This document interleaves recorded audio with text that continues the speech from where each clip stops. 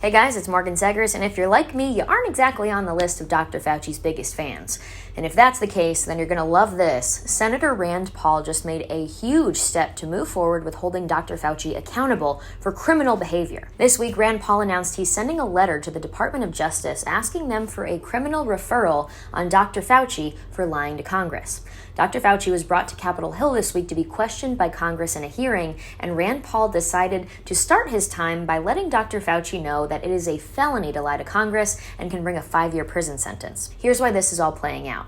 Even though the mainstream media and big tech have been working really hard to avoid this information spreading, it's getting harder and harder to deny the fact that there's a serious possibility coronavirus was man-made in communist China and was leaked from the lab in Wuhan.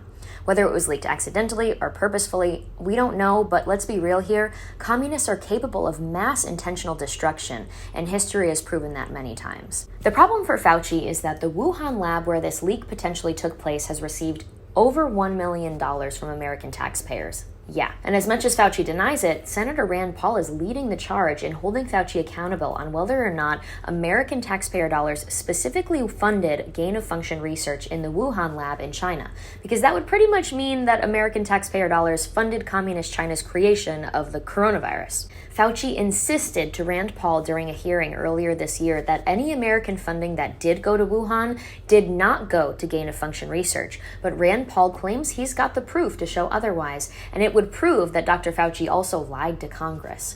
What I also found interesting about all of this is that Rand Paul said that there is a huge level of fear spreading throughout the scientific community thanks to Dr. Fauci. Fauci's been in charge of the National Institute of Allergy and Infectious Diseases since 1984, so almost 40 years. He is the highest paid employee in the entire American government, which I cannot get over. He makes over $400,000 taxpayer dollars every single year.